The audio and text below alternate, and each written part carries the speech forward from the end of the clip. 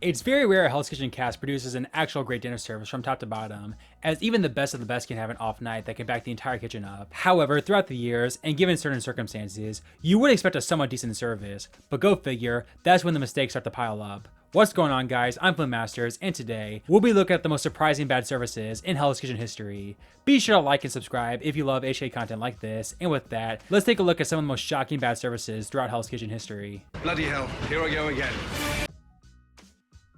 At number 5 is the Blue Team's episode 4 service in season 8. Now I know you're probably asking, Flynn, how in the world can you expect a season 8 service to be anything less than terrible? Well, here's the thing, while I didn't necessarily expect perfection, especially this early on, I expected a much better performance than what we got since this was the first service post-Raj for the Blue Team. And that's the thing, there honestly wasn't much faults from the Blue Team other than Raj in the first 3 episodes, and you would think this team would really come together now that the donkey was out of their kitchen. Now to be fair, it was really only one chef who was the majority at fault for this bad service, with that being Louis, serving numerous bad dishes, including falling behind on a dish to a table that was planning on proposing that night. We also saw Rob fail freaking pizza, and Boris, taking over Raj's place as a donkey in the kitchen, thought it would be a good idea to do dishes during service instead of help the team. Not even the red team could save the day when they came over to help. That's how bad the blue team was running, ironically getting both teams ejected. So yeah, while it's unfair to expect a great service, the fact that we got this bad of a service despite losing Raj is a massive underperformance from the blue team.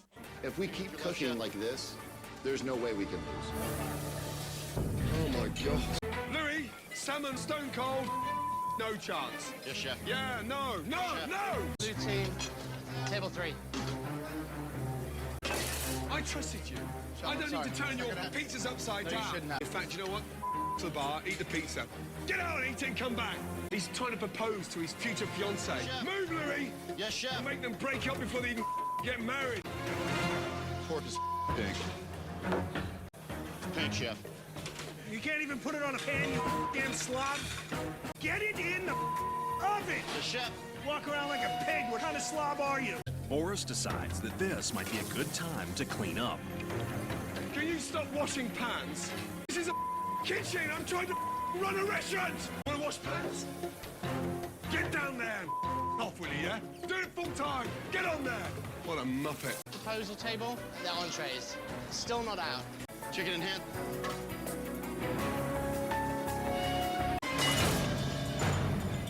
It's raw. It's raw. Get out. Yes, chef. Get out. You go on the reward. You take advantage. You come back and you perform like idiots. At number 4 is the red team's service in the 3rd episode of season 16. Another similar one here. While yes, it may be unfair to expect continued great services from the red team to start the season, it still does make you question how in the world they went from literally having the best opening night in Hell's Kitchen history to getting kicked out 2 services later. Now in a similar case to season 8, it's not like it was a disaster in the sense that everyone was screwing up left and right, and more so that there was just a couple standouts and the rest of the kitchen couldn't save them.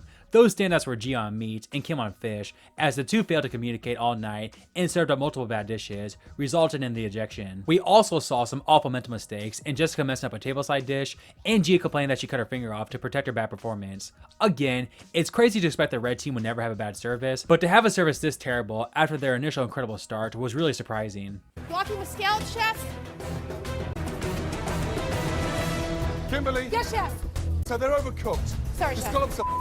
Sorry, chef. You're not even cooking properly. Sorry. Sorry, chef. Refire, chef. Ladies, who cooked the lamb? Gia. It's like veal. It's overcooked. An absolute meltdown. Sorry, chef. Sorry. Is that? Look at that. I have never ever in the history of Hell's Kitchen been given a Wellington that's not even sliced. Get a refire. And it's not even sliced all the way through. Sorry, I cut my finger off, chef. Sorry. Where's the cut? Where's the cut? Right here. Where? It's not there. Where's the cut? I'm squeezing it, chef. It's not gonna bleed. Oh my God. You're such a drama queen. Just, all of you taste that. All of you dig in and taste it. Stay there, stay there. Wow. My salmon's raw. Salmon's raw. Just touch that. But it won't bite. The cow's dead. Get out! How do we go from 2 awesome services to the point where chef's saying, get out of there? In a very similar case to number 4, and number 3 is the season 13's Red Team episode 3 service. Now honestly, you could connect episodes 2 and 3, as both are pretty bad, but not exactly awful as the previous 2 entries. But I think what makes the third service stand out is more so who was at fault here. Really the only chefs who have made mistakes thus far for the Red Team were Janae and Deneen, and with Janae gone, you would expect the Red Team to bounce back and produce another strong service. Heck, while Deneen did send up a dry chicken that got them kicked out, it was mostly Latasha and Kaylin who was most at fault here, with this being one of Latasha's few mistakes all season, and Kaylin out of nowhere had a terrible night on meats. Heck, even Ro out in the dining room was a bit off this service. Just crazy that the team that produced the first ever great opening night service would follow that with 2 terrible services, seemingly getting worse with each one. Lamb, here. Oh, me. Does anyone need glasses? What is that? Raw. Chef. Sorry, Let's chef. go. Lamb can walk, please. That's still raw. What are we serving? Lamb. Get it back in the oven. Yes, chef. It's so raw, it's still got its wood on it. All right, so this is the Rolls Royce of beef, so we are not gonna burn this.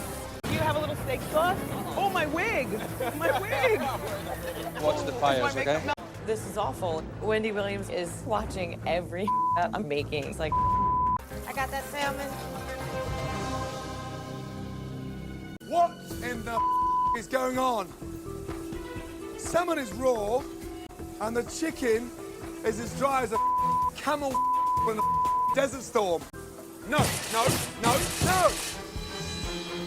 Let me communicate something to you all.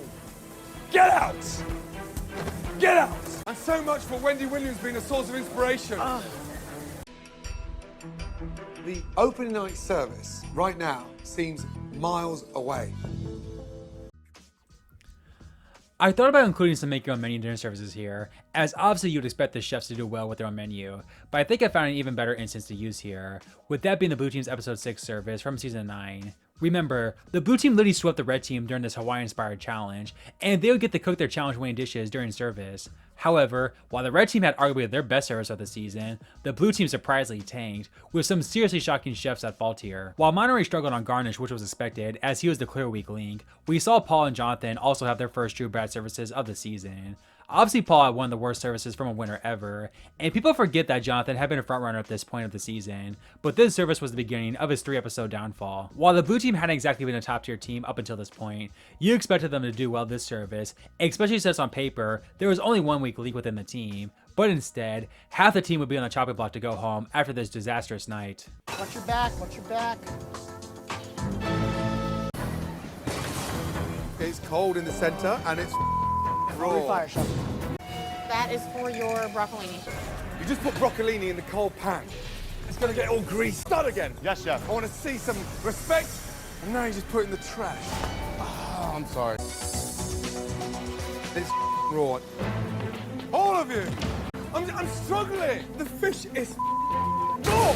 It's the second time. And it's the committee's table. Jump in. You need help. You do what you gotta do. No. Just do what you gotta do. And Jonathan just sitting back and just watching. I'm like, dude, what the hell are you doing? Start cooking for your team, please. What the is Jonathan doing? I'm trying to help, Chef. I'm just trying to help. Jonathan's sitting in the corner like some stray dog with his tail between his legs. It's raw. Get your hand on top of there. Touch it. Touch it. Don't you dare walk. I've had enough. Sorry, Chef. I am so pissed off. Sorry, Where's Chef. your respect? Get out! But to me, without a doubt the most shocking bad service in Hell's Kitchen history is the first Black Jacket service of season 22, The American Dream. I could have put a lot of Black Jacket services on the list, but wanted to avoid taking the cheap way out. But I'm sorry, I have no choice but to make this number 1. After the previous year where we saw a super talented Black Jacket Brigade struggle, it seemed impossible that we would see a repeat, as this Black Jacket Brigade was so talented that Ramsey even added an extra Black Jacket, the first time in nearly a decade. And yet, basically everyone in this service not only struggled, but had the worst service of the season, as Demir and Jonathan completely crashed and burned out of nowhere after dominating all season, while Carmen and Lee both struggled on the meats. This caused service to end early, with both Lee and Demir going home. So to me, there will simply never be more shocking bad service, as the best of the best of one of the most talented seasons ever produced not just an awful Black Jacket service, but an awful service in general. Just absolutely unreal. Garnish walking. Jonathan, Yes, chef. there's no lamb on. You give me lamb garnish. I don't want lamb garnish. Okay. Okay? Yes, chef. Jonathan. Yes, chef. More colour. Come on. Okay, okay. Now. Yes, chef. Yes. Look, I know you're crispy. Off. Sausage. Ice cold again. Jonathan. Yes, chef. Come here. Chef. Look at me. Look at me. I don't know what the is going on, Okay. but I am not getting your best tonight. You don't care, young man? No. Go home. No, chef. Okay? I'll get it on. Go home. Carmen, Lee. Yes, chef. Tamir. Yes, chef. Come here. That is undercooked, and that is raw. Jonathan. Yes, sir. Tamir. Come here. Overcooked salmon. Yeah, I'm not chef. serving. Come on. I know. Tamir. Yes, chef. I want still raw. Come on. Bastard. That's not how I taught you to cook salmon. The butter is burnt. I have been avoiding this Wellington station since day one. Hey, black jacket team, all of you, come here. No. That's how they were handed to me. Would you serve that? No, chef. Nor would I. Tonight was supposed to be a showcase of my black jackets. And what I witnessed, a complete meltdown.